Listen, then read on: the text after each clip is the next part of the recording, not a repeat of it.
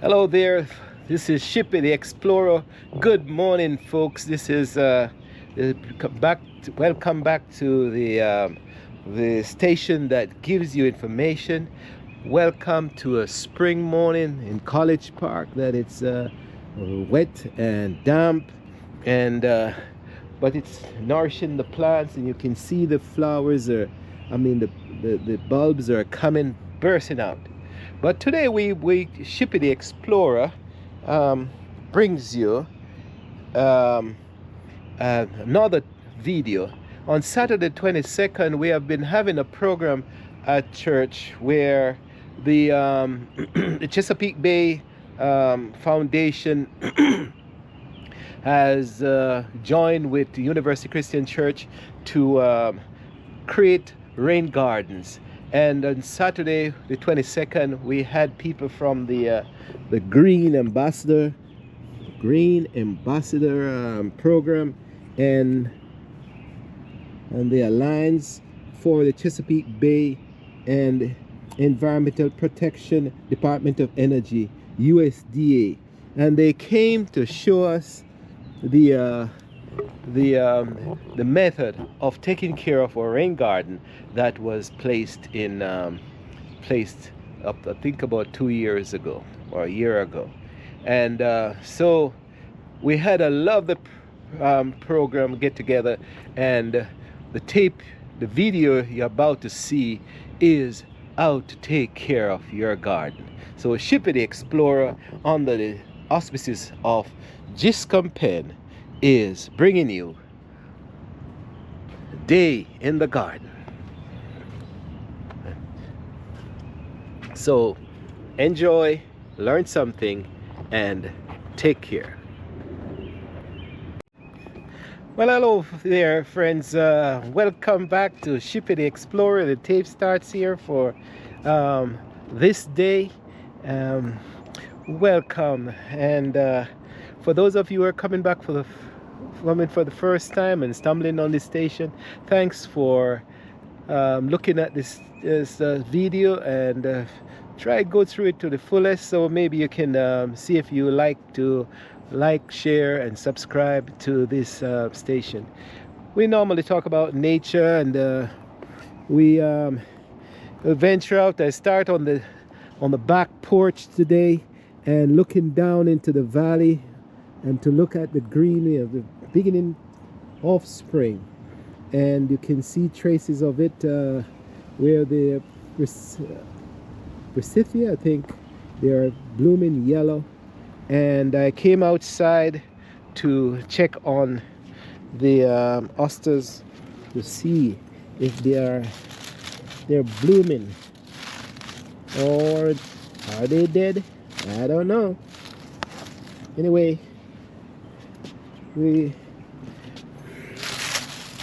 no, they're not dead. Here they are. Some of them are just shooting up.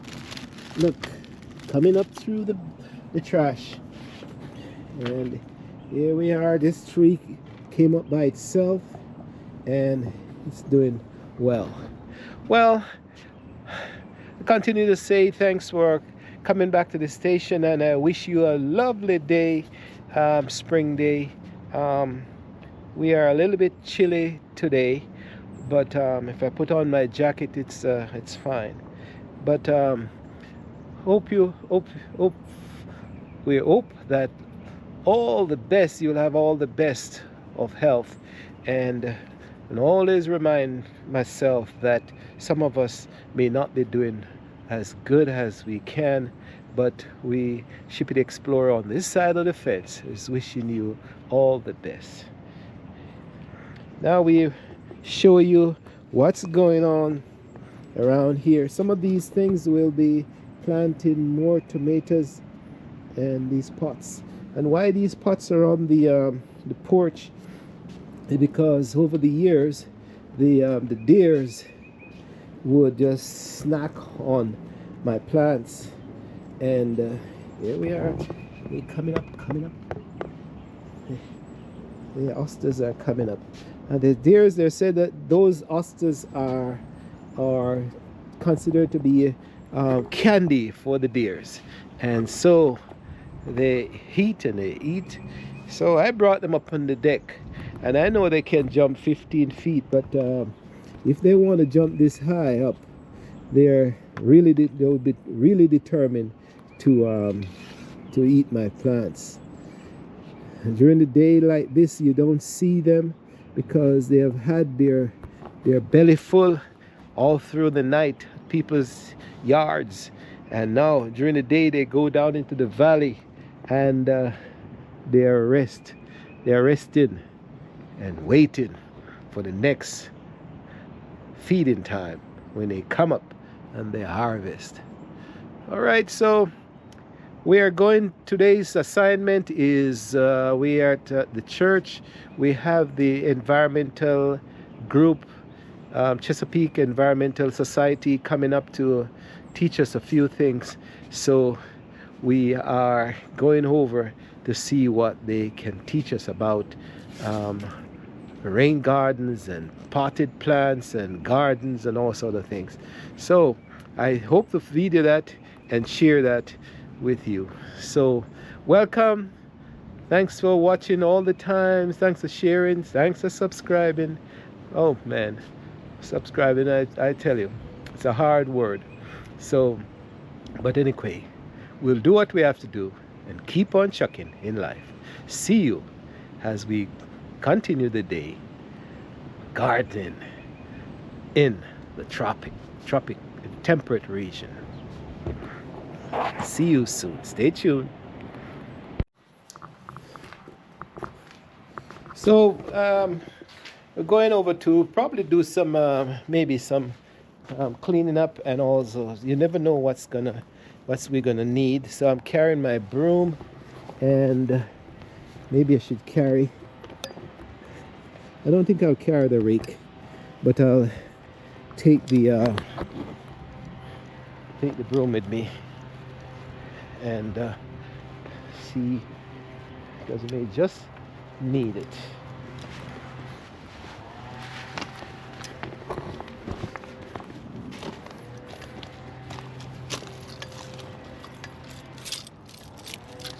The sound you hear is the blower. In Maryland, they're trying to stop us from using the blower, but it's such an essential tool that it's hard to get rid of that instrument, because it's this time of the year it comes in very handy to for us to be cleaning up, so allow us to clean up around our garden and all that. So let me look around since I'm here, see what I can find. You know, I had some plants here last year and the deers came in and snapped them off, and now they're not. But the daffodils are quite lovely, and they're getting to be more lush. Let's see if we see the grape plants again, see if we can see any bee.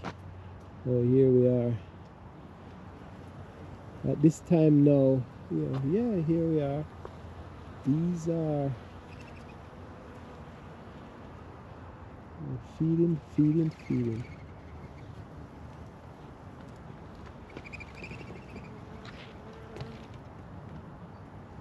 Look at that.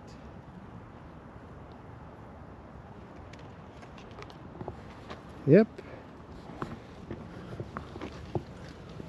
All right, so let's take a quick look, quick check along the those deers that come, they eat and they eat and they eat and they, oh my, can't have anything around the place. Here we are. All right, so we continue this tape as the garden tape, folks. And so, as I said, see you soon as we get a little bit of lessons of how to take care of our environment.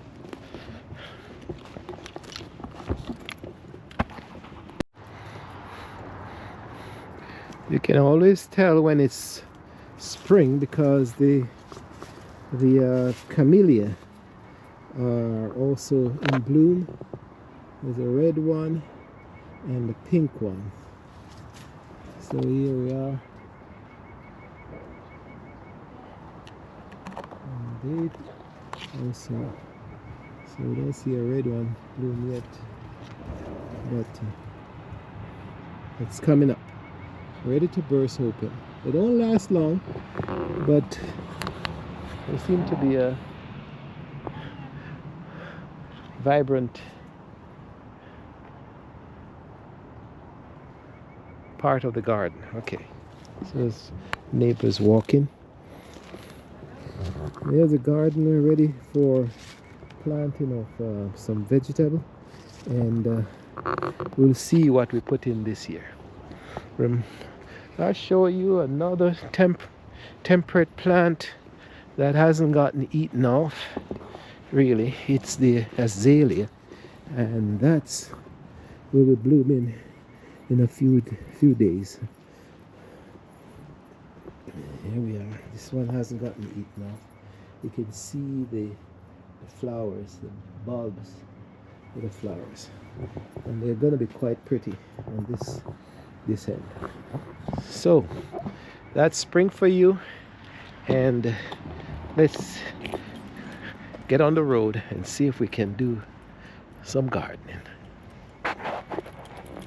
Well, I'm capturing some of this on the my station. Okay. So you. All right. Now Hi, you have folks. you have to do what these people tell you to do. No going rogue here. Okay? No, well, I have to do the rug first. I'm gonna do that stairs first. It's clogged. I'm gonna clean the stairs. The stairs is clogged up. There's a drainage. Oh. So I'm gonna do that and come down to you. The stairs drainage. Yes. There's a drain down there, like that That goes well? into- By the Boiler room. boiler yeah. room. Yeah. Oh, okay. Okay. So say a little bit about the Chesapeake thing and the ship, the Explorer. We are Okay, so Jesse's I can Jesse the practice boss. because I have to speak today too. Yes, I'm but I can really record thrilled you about then. that. It is exclusive. Well, 6 years ago we did a process called the Hope Partnership, and from that process we discerned that as a church we were going to develop our 5-acre property, and we wanted to do it in the most environmentally friendly way possible. So what we did first was we toured our property and created a wish list of projects. Wow. And then we had a master plan drawn up. And after our master plan, we decided, well, this is expensive stuff and we're going to need some funding.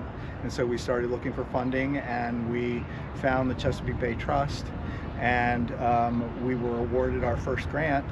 And from that first grant process, we developed our rain gardens, which we're going to be working on today, and the front rain garden and the front revitalization of the garden that's in front of our building facade. Yeah.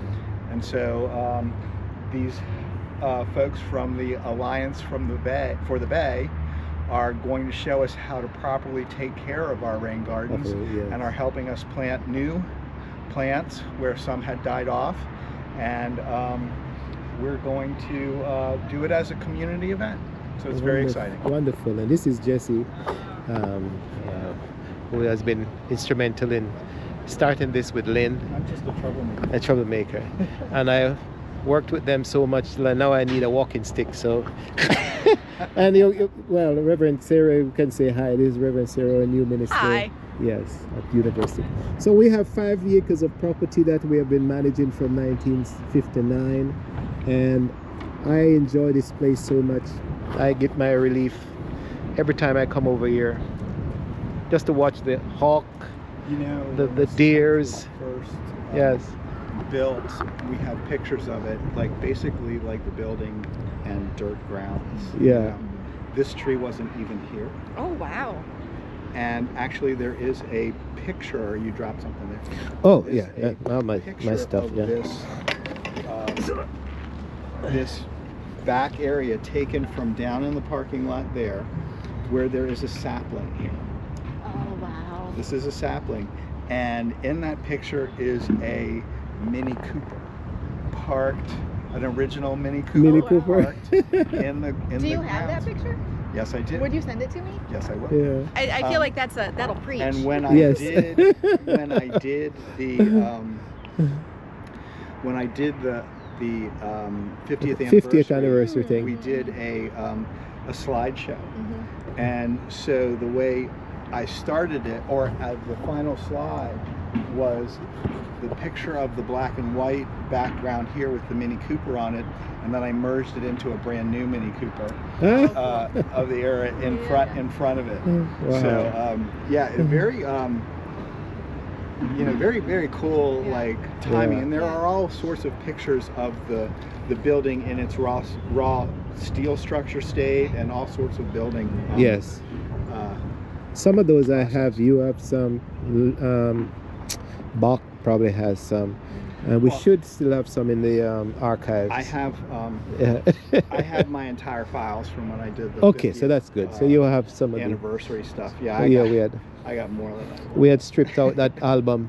I don't even know where that album is. Maybe it's down here. We have an old album. Okay. And you know, there's a book. I have seen the 50th anniversary book. Yeah. Not that book. Oh, not that one? A book that was written by Dr. Stark. Okay. So you may want to He's quoted in Contact- that one quite a bit, but I've not seen that. Okay. because I think it's only 2 printing of the book Okay. that they did. It was from that 50th anniversary thing that I learned why so many people call this CUC, which Okay. did not make any sense to me when I first heard it. No, and I finally put my foot down, I think, and I was like, we've got to stop this. Yes, I Yeah. only say UCC, but UCC. it was because in the newsletter it was a nice symmetrical CU. CUCUC, Yeah. and yeah, Yeah. Yeah. So Early creativity. yeah, before Lot of- clip art. Right? I tell you. End of messaging. All right, so I go down and do this and come down and see what I can. I'm gonna unlock Yeah.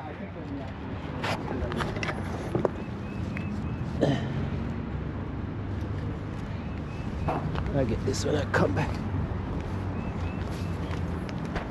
But before I start down there, the Chesapeake Foundation, I do a little job here first.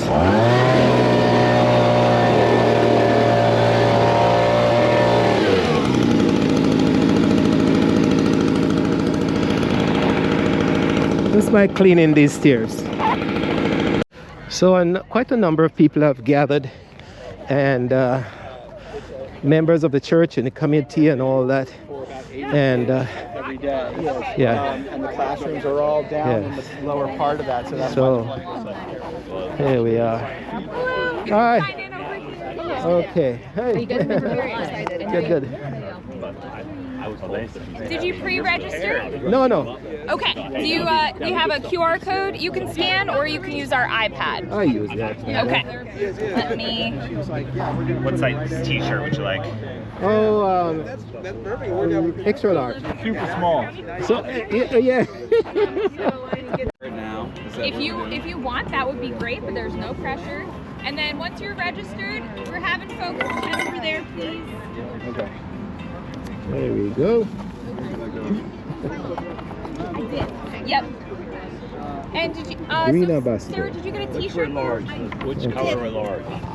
Large or brown? Sorry. I said I didn't. I was gonna wait for it. What size? Oh, there are so many. Yeah. Hey, what's up? Leads good. The Alliance for the Chesapeake Bay, who I work for, received funding through National Fish and Wildlife Federation to do maintenance on existing practices in the Anacostia watershed, which if you didn't know, we're in the Anacostia watershed right now. Yeah, and a huge thank you to UCC for hosting us. Jesse has been a huge help with coordinating, so we're really lucky to be here. We also have folks from Chesapeake Bay Trust and Prince George's County here. I already mentioned I'm here from the Alliance for the Chesapeake Bay, and we also have Chesapeake Conservation Landscaping Council represented today by Jason. But yeah, we're gonna do some work, some maintenance on some stormwater practices, talk about about why we're doing the work, talk about the purpose of all the tasks we're doing. But yeah, thank you so much for coming out. You already got your t-shirts, and if you didn't already, we have gloves. And later we have some fruit and snacks, and there is a water jug if you at any point need water. We do have some cups if you didn't bring a water bottle. But yeah, I'm gonna hand it off to Jason to talk about what we're doing today and why we're doing it. Thanks, KP. Yeah, I don't know. It's right on the dot at 2 o'clock. The sunshine came out, so I don't know if anybody in the congregation had anything to do with that, but it's great. There's a lot of good sunshine. Benefits progress. That's great. Projects at a church. Nice. So I'm thankful for that. So I want to just start by just talking a little bit before we get into the tasks. Let's just talk a little bit about why this garden is here and what the purpose of it is. And this is a rain garden. Some might call it a bioretention practice, but I think it's more of a rain garden. They're very similar. And does anybody, just by show of hand, do you have rain gardens on your property? Okay. So if at the end of today you're interested in learning more about how to get a rain garden on your property, that's when you want to talk to KP, because there is cost-sharing funding to help support these kind of efforts and to install these kind of practices that are really about managing stormwater. And that's really why we're here and why this practice is here and why it's important to maintain it, because these are kind of engineered practices. They're designed with a specific purpose, and they need to be maintained in a specific way that sometimes is a little different than standard landscaping practices, so that they function efficiently and effectively. And so just if you stand here and look, where do you think, where is water coming from? If, let's say we're staying out here in the middle of a really big rainstorm, right? And there's water flowing across the ground downhill. Where do you think, if we're looking at this practice, water is coming from to get into this? Well, we know. From the roof. The roof, the hill, yes, correct. The spring. There's a spring. It's right here. Right, and there might even be a little bit coming off of the parking lots, but I think we can kind of see the general little watershed area for this rain garden.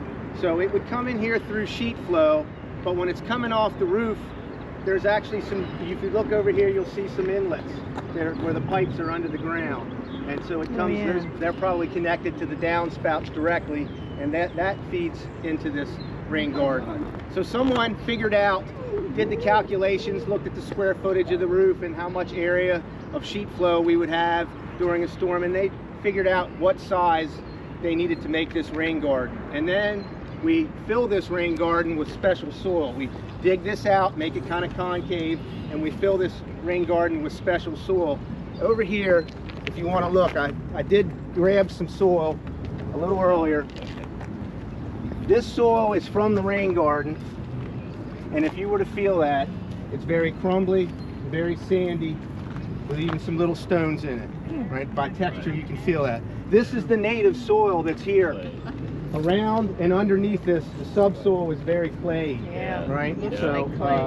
So if this was filled with clay, do you think the water would filter down through it? Right. So that's why we have that special soil.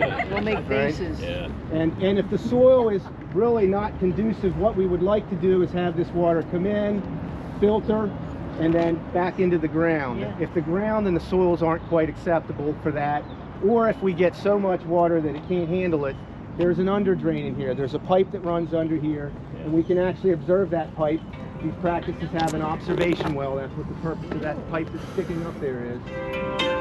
And so any water that's not able to go back into the ground during excessive moisture or storms, the water goes down through the sand, through the biomix, and into the surrounding soil. There's some stone underneath here that it acts as a extra capacity for water, but the water goes through that soil mix, down through the stone, and hopefully into the soils around us. If it becomes too much, then that water level starts to fill up in the soil until it hits that under drain, and then the under drain would take it away to the normal place that stormwater would be conveyed to in the area. It might be to a local storm drain. In this case, if we look down that pipe, we could see that the pipe runs in that direction And then what I know to look for, because I'm thinking, well, where does this go? That water has to go somewhere. There is a stream behind us. If you look really closely, you'll see there was a cut in the road just beyond that car there where you can see a different blacktop. It's about that wide and the whole way across the road. That's where that pipe goes across the road. And if we went down here just beyond the trees on the other side of that shed, we could see the pipe where that outlets into the local watershed. But the key is, it's been all these plant roots and all that microbial activity in the soil, they're filtering and cleaning that stormwater. So bird poop coming off of the roof, maybe ice melters that were applied on the sidewalk, lawn fertilizer that maybe would be carried away and normally go right into that watershed. It's able to be intercepted here and filtered and cleaned. That's why we want to have lots of plants in here. How deep? Probably 18 to 24 inches is usually the depth. So, and the depth and the size of this rain garden would change depending on the amount of drainage area, right? If this was a much bigger building and had more roof space to it, then there might even be a second one, or this one might be larger, or the soil media might be deeper to allow a bigger sponge, I guess is the best way to put it. Are we limited with the fertilizer we can use because of filtering out into the watershed? They would consider this, I believe in Maryland, this is considered a direct source to the water. And you'd have to look up the laws for Maryland fertilizer applicator's license, but if there was a storm drain right here, I wouldn't be allowed to apply fertilizer within 20 feet of that, technically. And I think that may be the case here. We'd need to check it, but I think the main thing is if they are applying fertilizer, we want to be meticulous about it and try to keep any direct nutrients going right into that, right? So, but if they do, at least it's not like they're going straight into the stream water. Are there different kinds of fertilizers, some that are less toxic or not toxic? So the biggest concern we have with fertilizers entering into the watershed and eventually into the Chesapeake Bay is going to be phosphorus. And if you look at a fertilizer bag, there's 3 numbers. That middle number is phosphate. And in Maryland, because of the Chesapeake Bay, and we have good nutrient management laws, actually fertilizers in Maryland with that middle number is almost always going to be 0. You have to have a specific reason to be applying phosphorus. You either have to have a soil test that shows that, or in new grass seeding situations, you can do that. But even in a situation like this, where you're just overseeding and applying grass seed, unless you have a soil test that says you need phosphorus, you're not going to be allowed. You're not allowed to apply that, and it's hard to find it in Maryland. We've got laws that have that as a law that we're not going to sell this at big box stores. Right. You can get it if you need it, but you have to need it to get it. Right. And we're not fertilizing in these practices at all. What we're really shooting for here is lots of native plants that work well in these wet to sometimes dry conditions. Right if you were to put that soil probe into the practice and go in there and get the soil from down here in the low area, you'd find it's very wet down there.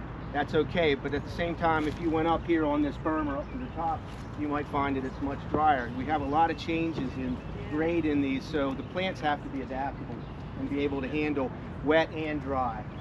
And I have a good list of plants that are really good for rain gardens and also just good native plants in general. They're on the table there. You can grab those before you leave today. But the other reason we want native plants in here, there's a couple of really good reasons. We want plants in here because plants are going to help when rainwater falls. That helps to slow it down and decrease the flow and the impact of that rainwater. But the more important thing is the roots go down into the soil. Native plants are going to be adapted to our weather conditions, and they're going to tend to grow deeper and more extensive root systems. That's why these are advantageous over just a swale with grass in it. Right? We don't get near the same amount of infiltration or treatment with just a grass swale or grass rain garden. So we want plants, and we want as many of them as we can get to fill in here because we want those plants to outcompete weeds. That's one of the biggest challenges is weeds, and this is a very highly visible rain garden here, so we want it to be aesthetically pleasing because we want everybody to have a good understanding and they feel positive about what these are. And that's a problem and a challenge is that sometimes these are installed and they're not maintained, and then people aren't. This is going to look a lot more natural, and landscaping is managed a little bit differently here than what you might be accustomed to in a lot of more formal residential landscapes. And some people interpret that as messy or weedy, but it's not. It's what we're really trying to encourage, as long as those aren't invasive weeds in there, right? If we start to get English ivy or some other invasive weed growing in there, we don't want that at all. Some weeds, if they're not invasive and we don't have plants to put in, that might be okay, but we really want to shoot to have all of our plants fill in, and so that we don't have to be putting mulch in here when they're out competing weeds. And so I mentioned, right, that this is part of a bigger grand focus on maintenance. Part of why we're doing maintenance and encouraging maintenance is the earlier you do it, the earlier you start keeping up with it, the easier it's going to be to maintain, and you're not going to need bigger, almost like redo projects. It's going to be easier to do smaller tasks, which we're going to do some of those tasks today. So before we dive into the actual maintenance we're going to do, does anyone have any questions about stormwater, rain gardens, any of the introductory stuff before we get to work? All right, I'm going to take that as my cue to move on to working time. So, so this is something. Oh, and one other thing I'll add to that really quickly. Much more cost effective as well. These are inspected, right? These are accounted for to account for how much nutrients and sediments we're not allowing to go into the watershed, into the Chesapeake Bay. And so every couple of years, someone is going to inspect this, and if it's not up to code and up to standard, then the church is going to get a letter and they're going to say you need to fix these things, and it's much more cost effective to do it and keep it maintained than it is to get to the point where you're doing a redo. Right. So so there's a lot of other advantages to it as well. So yeah, so in the springtime, this is a common practice. We're going to come out and we want to assess our rain garden and see what's going on and what we need to fix and how we can make it look better aesthetically. And so does anybody see plants in here that think should stay? Are there plants that should stay or be removed? Do you think we have weeds, or do we see desirable plants in here? I think we got weeds. No, we have both. There's some desirable plants. There are some weeds. I'm going to point out some of the desirable ones that I see right now. We've got little blue stem. Step up to the garden. Right? You can see little blue stem. And we kind of have a cue that this was probably intentionally planted here, because I don't usually see things growing in straight lines. Then you have to kill it. That was intentional. What's that? Honeysuckle. Oh, it sure is. Good eye. That's an invasive honeysuckle. Invasive honeysuckle? Yep. We also have golden ragwort right here, which is getting ready to bloom. Little yellow flowers. Next weekend, that's going to be gorgeous with yellow flowers over it. We want to encourage that to grow. What about this? Naturally. What is this? That's a weed. Yes. That's hairy bittercress. And if you see this and it's got flowers on it, you do need to be, especially when it gets seeds, they actually kind of shoot their seeds up in the air. I weed them before they get the seeds. Yeah, yeah, I've gotten them in my eyes before. Yeah. So frustrating. We also have some woody shrubs that were planted here. These are winterberry hollies. We're going to take a look at them because do you see any difference between these and this one? Yes. That one looks healthy and alive. Yeah, and if we weren't sure, we could scratch just a little bit of the bark and we'd see it's green on the inside. We did that to this one Because we got some replacements. That's dead for sure. So we can assess this and know, okay, we've got some plants that we can take out. Luckily, KP was here earlier and assessed this, and she's got some replacement plants. That's one of the things that we're going to do today. The longer we leave this not replaced and planted, the more opportunity for weeds to come in. So the question is, would you put it back there, because these have been dying from last year. Yeah. So would you put it in the same level or contour, or you put it higher up? So Actually, the one in the middle seems to be doing that. I think they're okay where they are. I'm not, I have a good reference that we can look at, that if we look this plant up, it would tell us where it works best in the practice. But winterberry holly should be adapted to take that wet condition. So I think typically if you have plants that die back, it's usually because there's some period of time in their initial establishment where they get really stressed out, right? And so maybe it was because the soil will dry out really quickly too. So I'm not sure if that's the case here. Maybe this kept and retained a little more moisture in this area, and for whatever reason this dried out during a period of drought. But I would feel safe replanting it. But I would only do that once. If I did it once and it didn't come back the second time, then I'm making a change. I'm going to find something else to put in. But knowing what your plant is and what its conditions are is really important. Right plant in the right place. So we're going to replace those. Let's talk about the sweet gum balls here. Everybody, these are coming from the tree. That's our right? compost. So Nice cover or a mess?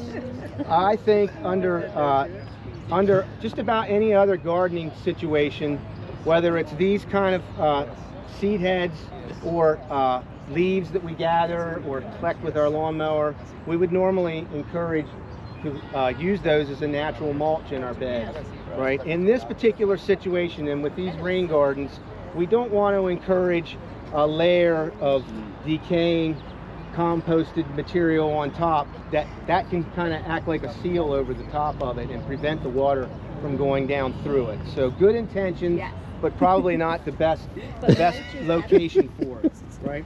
And so we also want to look for things also like when we have you can see water runs down through here pretty good. I used my probe earlier. I know this is not part of the rain garden up here because that's the soil we get. So this isn't sediment that's washed down. This is the native soil. We want to cover that up, but if you get down here, you can see where that sediment's starting to make a layer on that bioswale there. And so we want to make sure we remove any accumulated sediment and grit for the same reason. What happens is that over time it'll collect in certain areas and it'll cause it to clog there, and then that prevents the water from ponding and filtering evenly through the practice. Yes. They haven't changed the line. Yeah, I don't think they just didn't put bioswale quite up all the way. The outside edge was there, but I think the bioswale starts, I did a couple of them, the bioswale kind of starts right about here. It was like, do we need to remove all that? And we wouldn't need to because there's just more of it there, right? But we definitely want to make sure, we've got bags of mulch, we want to make sure that we cover that up when we're done to help keep that from continuing to wash down through here. Would we want to maybe get some of these, like split one and then put some over there to kind of create a filter? You're talking about digging up and replanting. Yeah. Yes, I think Dividing. either in the very early spring or very early fall would be the time that you could do that. And as these grow, you could dig these clumps up and separate them.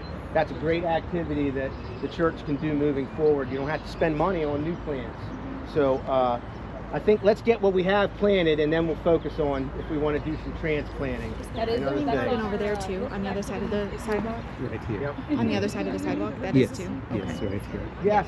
Yeah, let's go ahead and get cracking on some things here. We can let's go ahead. Any of this, we want to remove any of that foliage that we don't want. And the sweet gum out of You can put them We on want to try to use a fan rake and let's rake out yeah. what we can. Okay.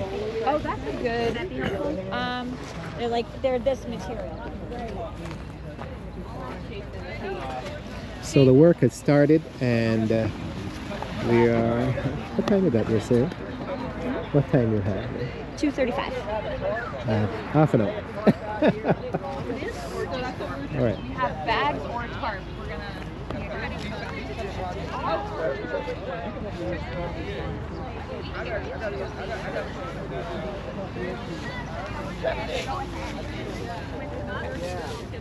So let's start to rake out these. Sorry, this is tarp. Yeah. Let me get going. At least do something before my time runs out.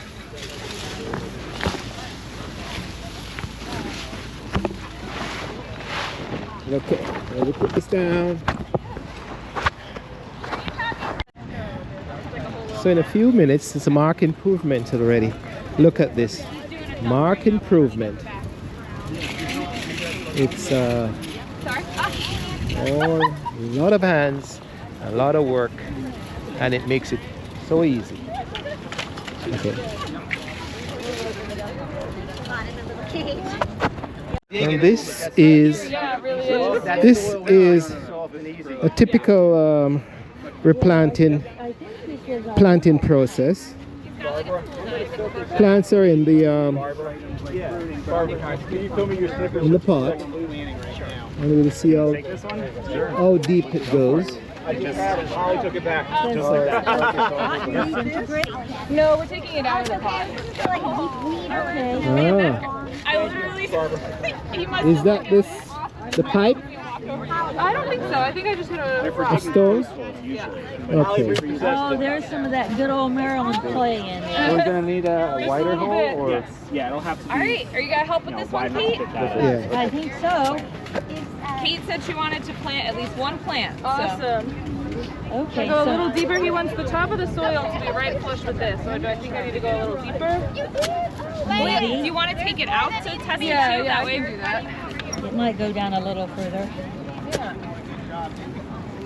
So should we remove the rock? I don't think we're gonna get down that far, so it might be okay. Okay. Those are my favorite tools. I love. Can we pull off the pot? Yeah. There we go. Yeah. I'm known for And then breaking we're gonna break up the root ball a little Oh, I'm happy to see get in that. there. Because I'm always scared to do that. We Yeah. dig a hole. Yep, just loosen it up. And put some water sorry. in it. So then I'm always scared to loosen up the soil, Water will Much drain. but obviously And we do that with like a Supposed to. 2 foot deep, 6-inch wide hole There's, before I think we it's install on, a rain garden. That way we know Yeah. if the water about is gonna enter into the ground. what is it? The amazing. Yeah, 2 feet deep. So because of that, I hit a lot of It's one of my rocks. I hit a lot favorites. Why of can't I tree remember? roots. Do you want to place it Sometimes in? they Yes.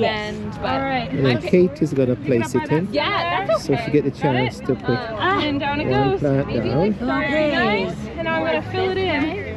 See, now it's That way. at just the right level.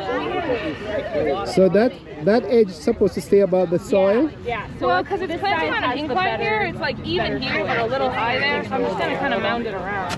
Oh, so you can pile up around it. Okay, a little bit Yeah, more.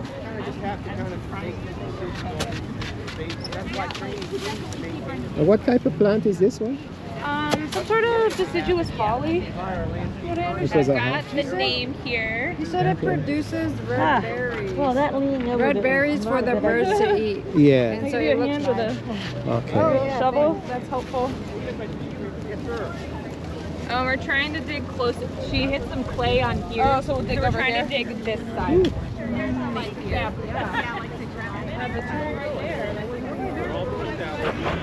Okay. Snacks and water and everything here. Oh, yeah.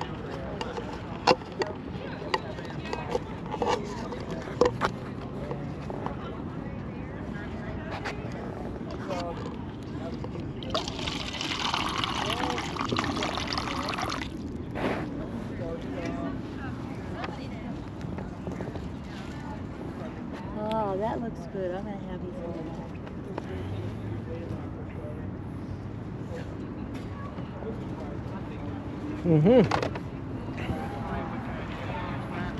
All right, tomorrow. Yeah. So these guys are finished, and here we go. All right, bye.